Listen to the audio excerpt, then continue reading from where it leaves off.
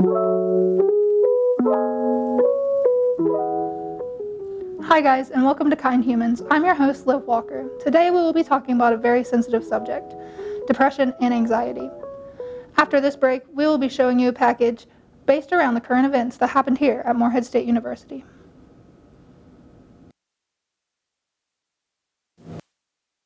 I struggle with mental health.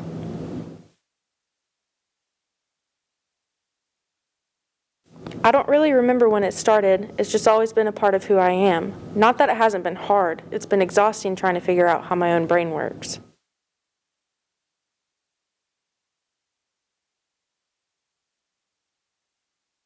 Being in college has taught me how to balance a large workload while also getting to take care of my mental health.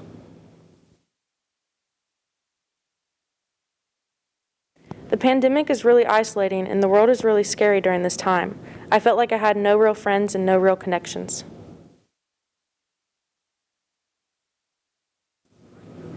If you're struggling, please know that you're not alone. Things get better no matter how much it feels like they won't.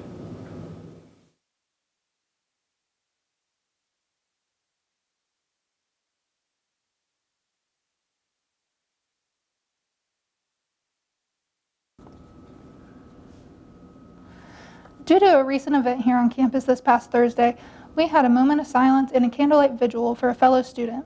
Hannah Bartley and I went to these events that took place here, and here is some footage from that.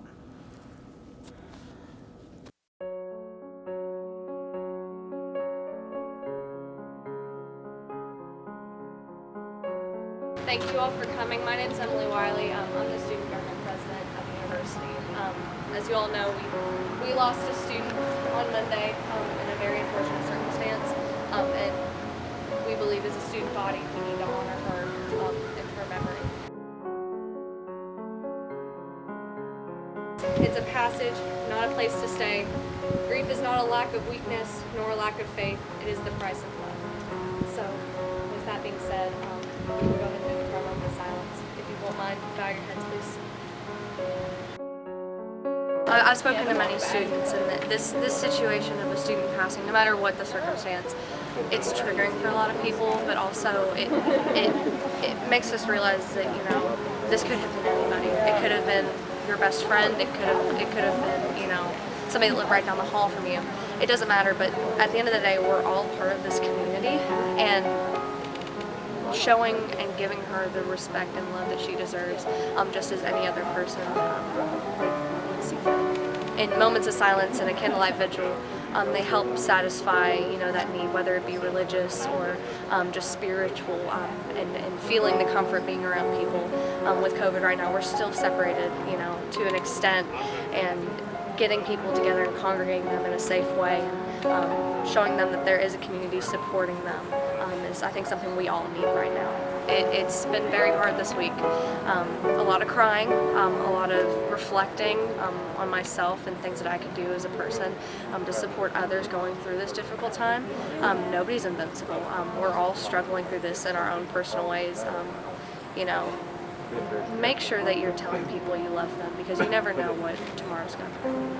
So I just wanted to say this has impacted all of us in a certain way. Even if you didn't know the student, this is triggering a lot of people. This is affecting us emotionally in ways that I didn't even think was possible. So please know that your emotions are valid. For some of you, it hasn't even hit you yet, and that's okay. But the fact that you're here means so much to the people that have been affected. So thank you all from the bottom of my heart for doing this. But I just want to say one more time, you aren't alone in this. There are people here that want to help you, and they love you. So please reach out if you need that help. Hello everybody, my name is Isaiah Smith, and due to the recent loss of our MSU student has impacted me very. 4 years ago, I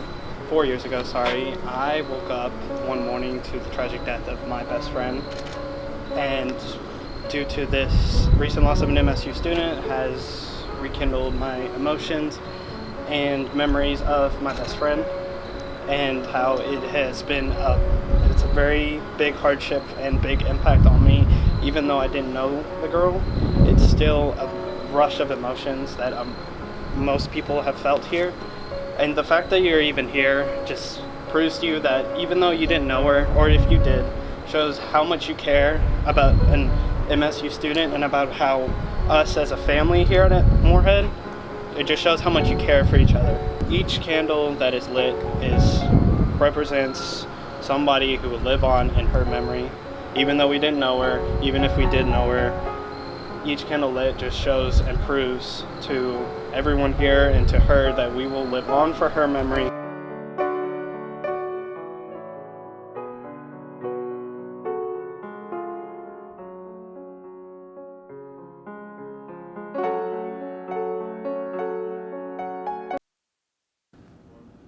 Remember that no matter what, someone is here for you, someone cares about you. If you're ever feeling down, please look into the campus counseling in Allie Young Hall or call the National Suicide Hotline at 800-273-8255. The U.S. Census Bureau reported that in 2017, more than 18 million students enrolled in college have experienced a sense of overwhelming anxiety at some time. And just over 30% report of having felt overwhelming anxiety in the previous 2 weeks. We will be back to talk with Moorhead State student Reagan Massey about her mental health after this break.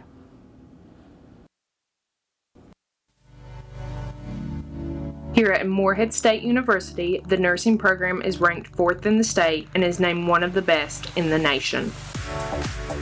Students have access to the latest in medical technology to provide hands-on practices. The Department of Nursing is creating nurses that want to change the world by saving others.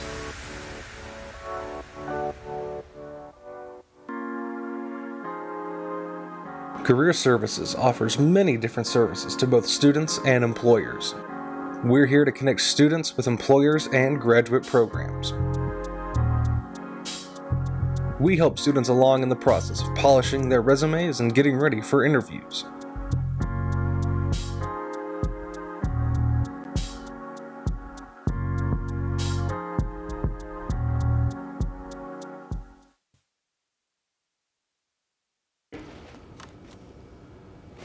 Hi guys, and welcome back. I'm here with Reagan Massey, an MSU student. How are you today? I'm good. I'm kind of nervous though. So, when did you realize that you had anxiety? Well, I kind of always knew since I was a kid, like I would get nervous for stuff and be like shaking. I never really thought it was anxiety or anything.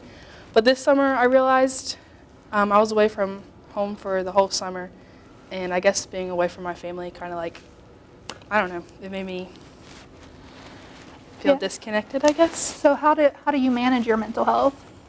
Well, I'm not that good at it most of the time. Well, sometimes. But I like journaling, and I try to eat healthy and exercise. And I had gone to therapy for a while also. Do you have like any nervous tics? Like I know I have anxiety personally, and I like pick at my fingernails a lot. Yeah, that's what I'm doing right now. Yeah, I chew my fingernails too, so that's not really good.